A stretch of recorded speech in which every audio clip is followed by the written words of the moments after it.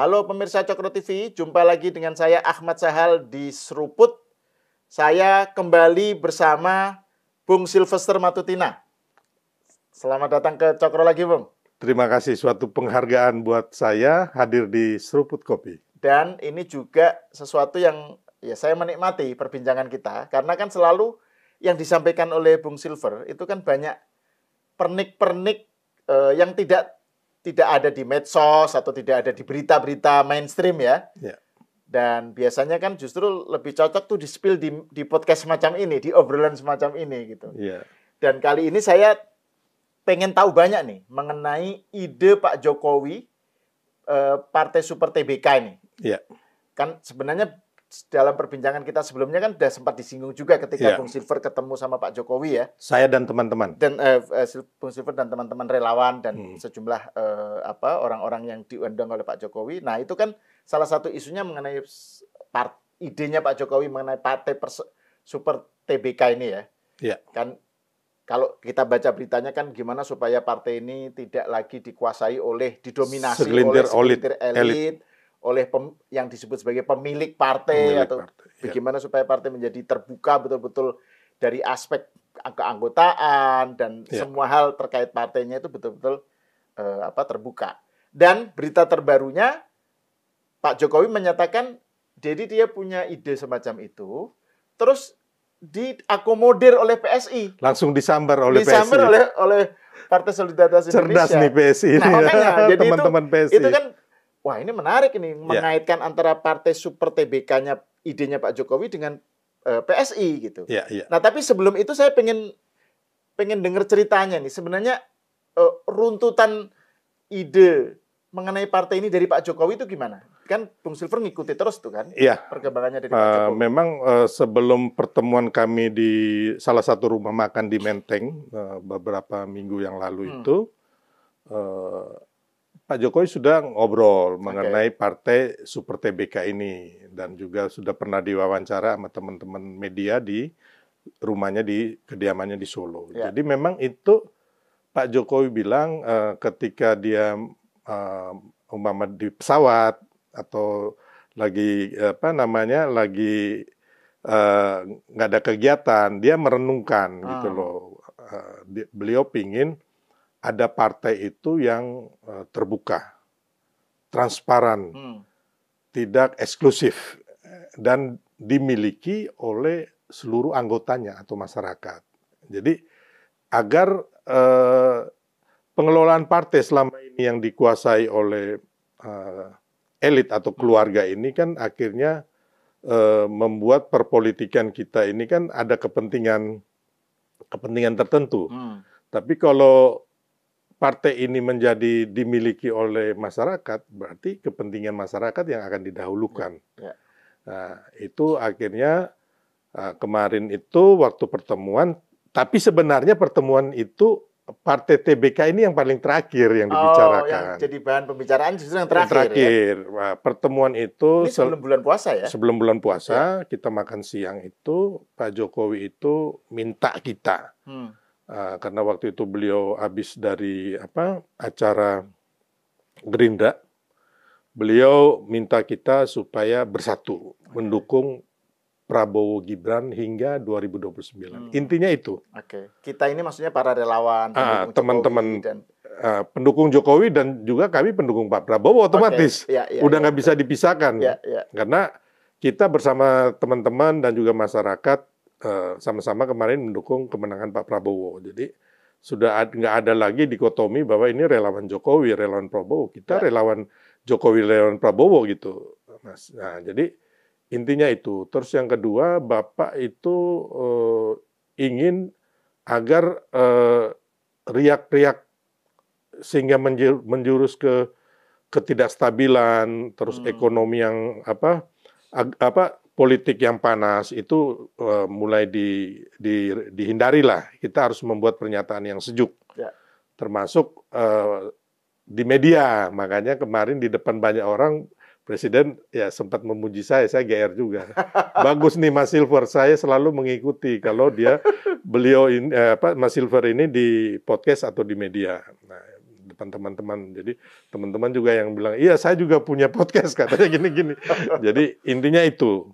Nah, terus dalam perbincangan, akhirnya teman-teman nanya masalah Super TBK dan semuanya ingin Pak Jokowi membentuk partai Super TBK itu.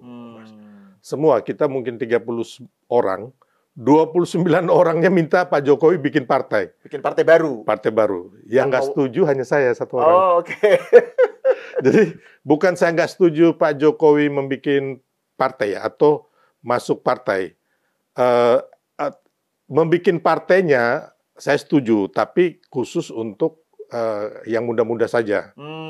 Maksudnya begini, saya ngomong ke teman-teman dan Pak Jokowi, dan itu saya udah berapa kali ngobrol kan dengan Pak Jokowi. Saya bilang, kawan-kawan, kita harus sadari bahwa Pak Jokowi ini adalah Bapak bangsa. Beliau harus di atas semua partai, di atas semua golongan. Terus yang kedua, sebagai insan politik, Pak Jokowi ini sudah mencapai puncak tertinggi dari karir seorang politisi. Ya, saya cerita bahwa beliau sudah pernah menjadi wali kota dipilih rakyat dan berhasil di Solo. Terus gubernur DKI Jakarta. Terus 2 kali jadi presiden, dipilih rakyat, dan pembangunannya kita rasakan semua.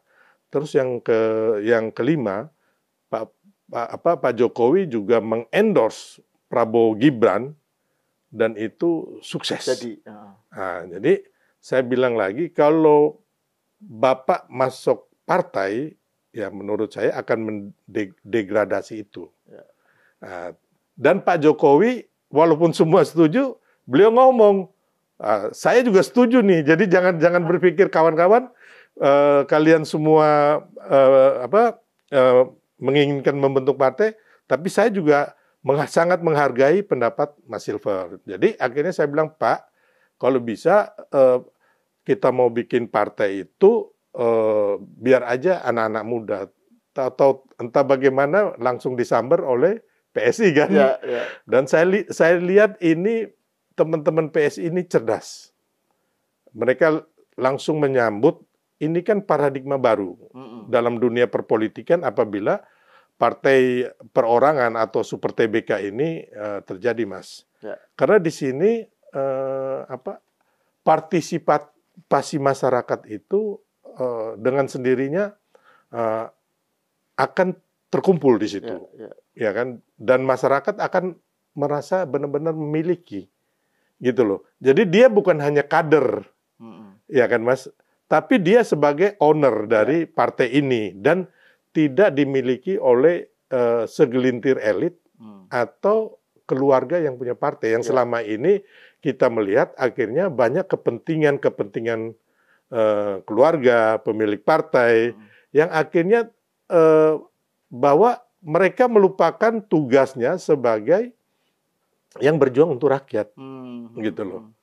Nah, dan juga Pak Jokowi kan sudah mengalami sendiri bagaimana beliau menjadi korban dari model partai yang semacam itu, partai yang dimiliki oleh keluarga lah gitu ya. Kita ngomong aja, Mas. Makanya saya juga paling getol. Kita ngomong sekarang Pak Jokowi atau Pak Prabowo sekarang inilah sangat kuat kan di parlemen. Nah, tapi itu ketika untuk kembali lagi power sharing kekuasaan, bagi-bagi kuis. Kita harus fair gitu loh. Ya kan? Tapi ketika partai-partai ini untuk memperjuangkan rakyat, contohnya menggolkan undang-undang perampasan aset dan uang kartal, semua diam. Walaupun Pak Jokowi udah berulang-ulang kali itu mengajukan ke DPR, ya kan, hanya ditaruh di prolegnas aja. Tapi kan nggak pernah dibahas, dan sampai hari ini belum diresmikan sebagai undang-undang. Nah, ini yang saya bilang tadi, ini susahnya kalau partai ini dimiliki oleh segelintir elit atau segelintir keluarga saja. Ya kan, contoh kemarin kasus Harun Masiku ya, Hasto kita lihat, karena partai ini dimiliki oleh elit dan keluarga, akhirnya bagaimana orang yang punya suara hanya urutan keempat bisa mengalahkan, atau ke-6 lah si Harun Masiku ini, bisa mengalahkan orang yang suaranya nomor 2, Apriliani itu. Kan nomor 1, kalau nggak salah, almarhum adiknya Taufik Kemas. Ya, tapi kan suaranya kan masuk ke partai. Ya. Jadi hal-hal demikian. Atau kemarin lagi ada ponaannya Mak Banteng. Betul. Yang akhirnya urutan 1, 2 itu mundur. Ya kan, dikasih ponaannya Mak Banteng yang jadi anggota DPR RI. Nah, itu yang sebenarnya saya lihat bahwa apa yang gagasan dari Pak Jokowi ini menurut saya sangat bagus, brilian lah. Dan selain soal yang tadi Bung Silver ceritakan ya, kan ada juga yang, maksud saya tadi yang saya bilang Pak Jokowi itu ngalami sendiri menjadi korban dari sebuah paradigma berpartai yang seakan-akan itu menjadi milik keluarga dan menjadi miliknya seseorang. Misalnya, makanya pemilik partai dengan gampangnya mengatakan kamu hanya petugas partai, seorang presiden loh. Seakan-akan bahwa dia berhutang budi kepada si pemilik partai itu gitu loh. Padahal jasanya terhadap partai itu malah lebih besar gitu kan. Jadi Pak Jokowi pasti melihat hal semacam itu, dia pengen membayangkan sebuah model partai yang berbeda gitu ya. Dan kalau kita lihat ya, saya nggak tahu apakah ini menurut Bung Silver berkaitan atau enggak. Kalau kita lihat Pak Jokowi itu kan modelnya kan ide partai perseorangan itu kan sudah muncul ya sebelumnya dari Pak Jokowi kan. Ketika dinyatakan dipecat oleh PDIP kan Pak Jokowi bilang partai perseorangan. Dan itu kan sesuai dengan karakter Pak Jokowi yang sampai sekarang misalnya banyak orang datang ke Pak Jokowi di Solo itu kan dia sebagai perorangan, sebagai individu itu kan kuat gitu ya. Dan gampang diakses, terutama karena gampang diakses itu. Jadi jangan-jangan ini bagaimana situasi kerakyatan semacam ini, kerakyatan egalitarian semacam ini itu tercermin dalam partai gitu ya. Mungkin arahnya ke sana kali ya. Iya, jadi Pak Jokowi itu dalam perenungan beliau beliau mengatakan bahwa agar masyarakat itu bisa memiliki. Jadi ketika pemilihan ketua umum, masyarakat ikut berpartisipasi lah, intinya itu. Terus pemilihan kayak caleg dan lain-lainnya gitu kan. Jadi benar-benar nanti yang didapat itu benar-benar yang sesuai pilihan rakyat, yang rekam jejaknya bagus, yang profesional, yang kayak begitulah. Bahkan termasuk nantinya untuk calon presiden. Karena kan kemungkinan besar kan memang nantinya teman-teman sekarang ini kan lagi berwacana agar parliamentary threshold dan presiden threshold itu dijadikan 0%. Gitu. Jadi nanti semua partai bisa mengajukan calon presidennya gitu, Mas. Dan saya lihat untuk PSI ini adalah satu keuntungan ke depannya dengan mereka mengadopsi partai terbuka atau partai perorangan ini, Mas. Jadi kalau yang saya lihat dengan ini apabila dikelola dengan baik, PSI bisa besar. Apalagi sekarang kan didukung teman-teman PSI ini juga banyak loh kepala daerah yang dari PSI ya Mas ya. Dewan-dewannya di daerah. Jadi meskipun di level nasional nggak lolos, tapi di level daerah PSI lumayan banyak kelihatan ininya ya. Ya hanya mungkin saya sebagai yang sebenarnya bagian juga dari PSI karena kemarin itu kan saya banyak keliling ke membantu PSI ke NTT, ke Manado, kemana-mana. Bahkan acara besar PSI di Sentul itu kan saya gitu yang diminta teman-teman PSI untuk menyelenggarakan. Ya, jadi intinya hanya mungkin targetnya, Mas. Nah, kalau misalnya kembali ke soal tadi bahwa Bung Silver termasuk yang nggak setuju dengan ide Super TBK, tetapi nggak setuju kalau Pak Jokowi mimpin partai, ya kan? Nah, sekarang dengan perkembangan terbaru bahwa Pak Jokowi bilang bahwa idenya mengenai partai Super TBK itu diakomodir oleh PSI, berarti implikasinya apa ini bagi Pak Jokowi? Pak Jokowi apakah dengan begitu tetap berada di atas tadi menjadi milik semua?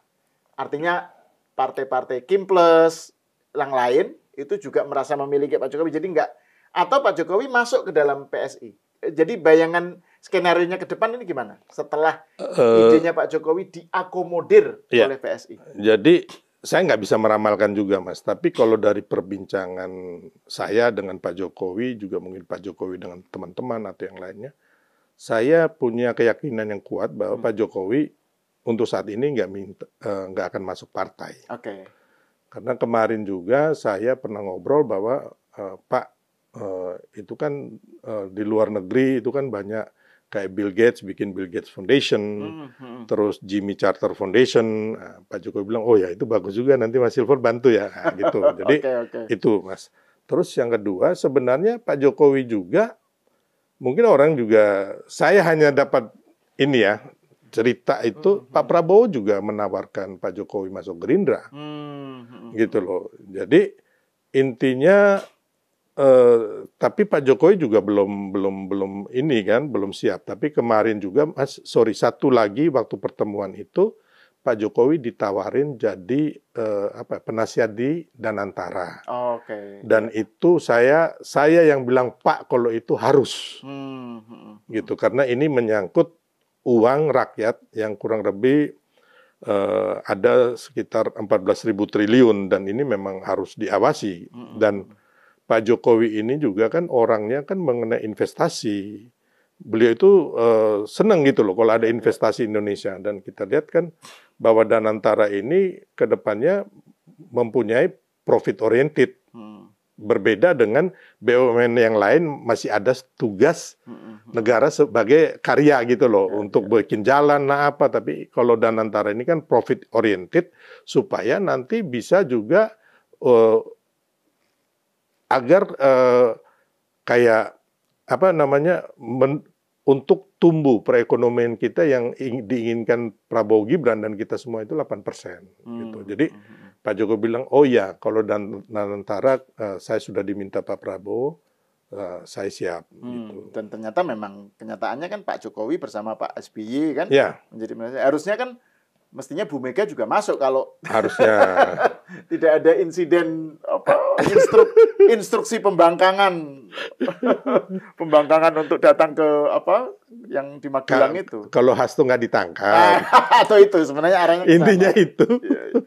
Nah terus ini Bung, kembali ke soal Partai Super TBK, idenya Pak Jokowi yang diakomodir oleh PSI ini ya. Ini kan yang menarik. Kalau kita baca komentar-komentar partai lain ya, Golkar, PKB, tokoh-tokoh partai itu kan semuanya netral. Ya pokoknya menyambut. Normally. Iya, normatif aja gitu kan. Yang penting sesuai undang-undang. Yes, yang penting itu. Normally. Nah, tapi ada satu kader PDIP ada orang PDIP yang nyinyir sekali dengan ini. Jadi dengan Partai Super TBK dan dengan PSI yang mengakomodir idenya Pak Jokowi itu.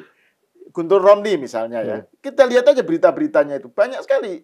Jadi nyinyirannya itu ada beberapa. Misalnya gini, satu. Nah ini nanti kita bahas lah.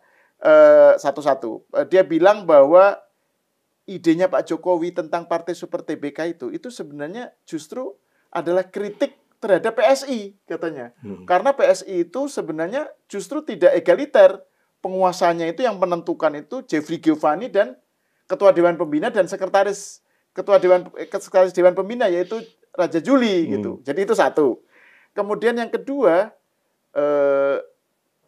Pak Jokowi dengan ide Super TBK diakomodir oleh PSI itu adalah upaya untuk menjadikan partai itu seperti perusahaan katanya, yang bisa diperjualbelikan katanya.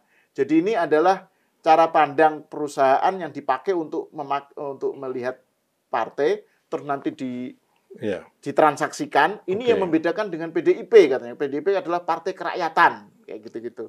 Jadi itu terus yang ketiga katanya Pak Jokowi itu idenya ini adalah cara untuk menyelamatkan Kaisang untuk melindungi Kaisang, nggak tahu lah pokoknya itu. Jadi ada tiga aspek itu. Menurut Bung Silver gimana? Ya kembali lagi kita harus tahu dulu ya kan si Guntur Romli ini kan memang mulutnya nyinyir dan gak sopan. Dan memang kejiwaannya juga udah mulai semenjak kalah Hasto masuk ini kejiwaannya agak goyang. Semenjak 16% itulah ya. Ya, semenjak 16%. Terus kan? Hasto masuk penjara gitu ya. Saya sih ngeri-ngeri takutnya dia nantinya jantungan, stroke gitu kan.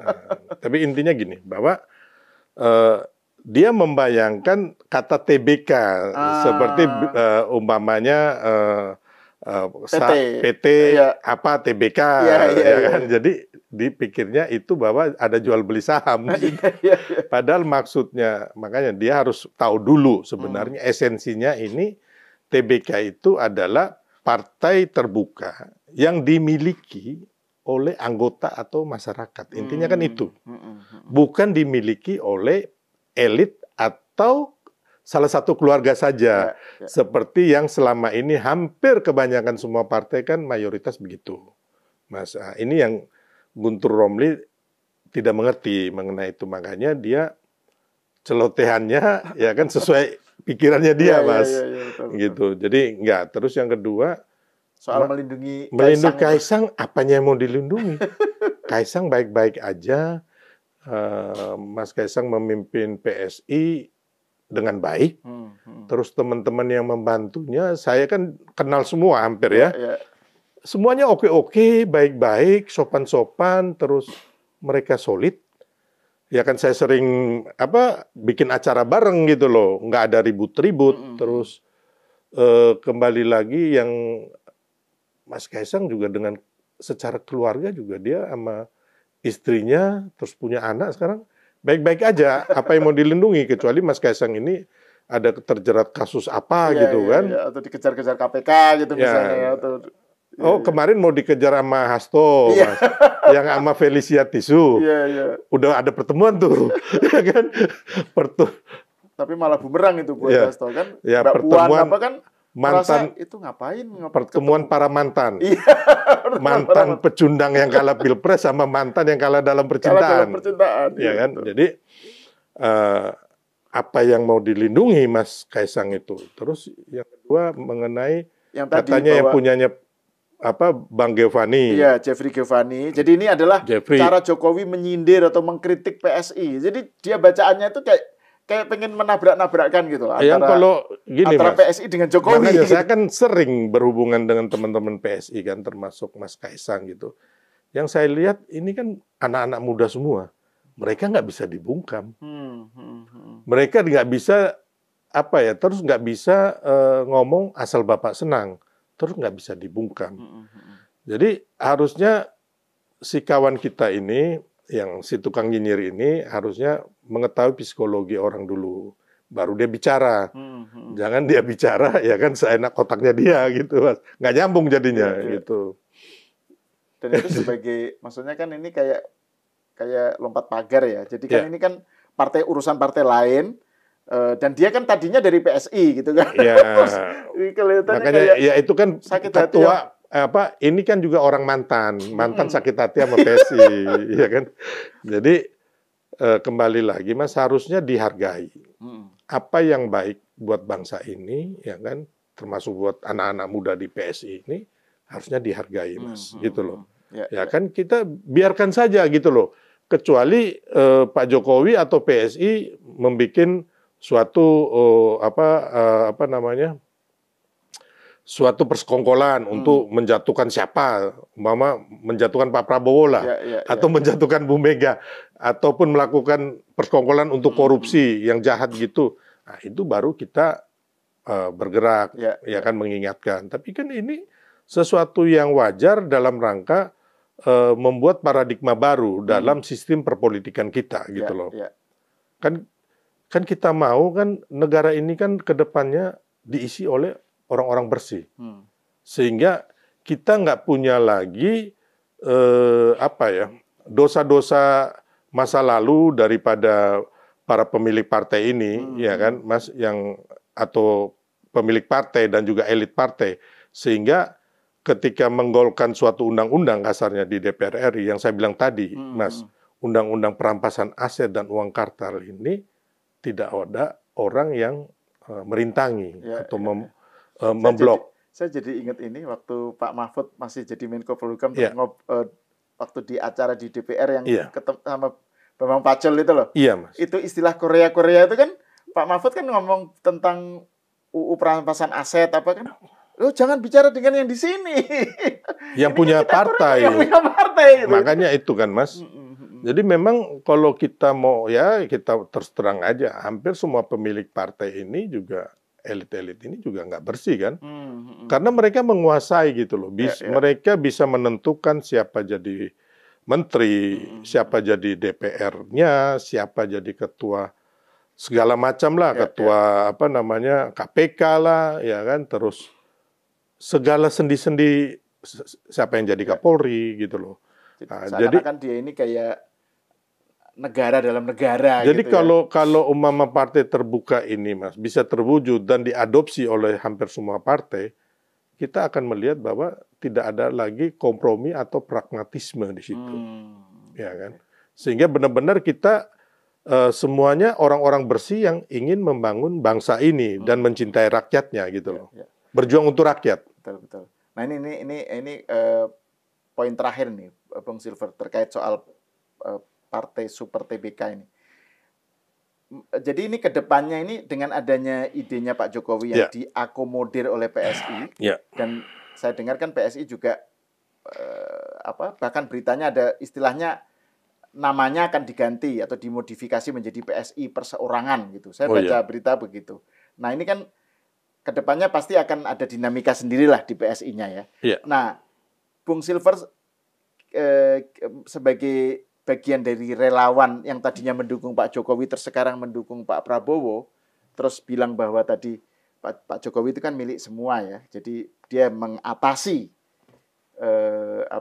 partai-partai. Jadi dia milik bangsa lah gitu, bukan hanya milik partai tertentu. Nah, dengan situasi yang sekarang ada ide yang bergulir dari Pak Jokowi mengenai Partai Super TBK tadi, ini jadi gimana menurut Bung Silver sebagai relawan atau sebagai pendukung Pak Prabowo termasuk sekarang, sebagai masyarakat lah ya. Iya. Jadi intinya ini akan mendapat sambutan yang luas, Mas. Partisipasi teman-teman relawan termasuk masyarakat akan sangat besar. Dan kalau saya lihat kalau memang benar wacana mengenai partai perseorangan atau partai terbuka ini benar-benar dikelola dengan baik, saya yakin berbondong-bondong orang akan masuk ke PSI. Karena kan dia merasa memiliki. Gitu loh. Dan Mas, dinyatakan sendiri oleh Pak Jokowi. Ya, bukan hanya sekedar kader, Mas. Ya kan, ada juga banyak kader. Maksudnya para masyarakat yang mendukung itu merasa memiliki. Memiliki, bukan lagi sekedar kader yang hanya jadi keset, Mas. Kan kita lihat ya, saya kan banyak kader-kader partai dari mana saya nggak usah sebut ya. Mereka susah, mereka meninggal, mereka sakit, partainya nggak ada mau urusin, gitu, ya kan? Bahkan kita saya organisasi kayak Soulmate ini, ya kan, bahkan yang membantu mereka, gitu loh. Padahal kami bukan partai politik kan, yang meminta suara, gitu loh, dari rakyat. Dan itu justru malah menjadi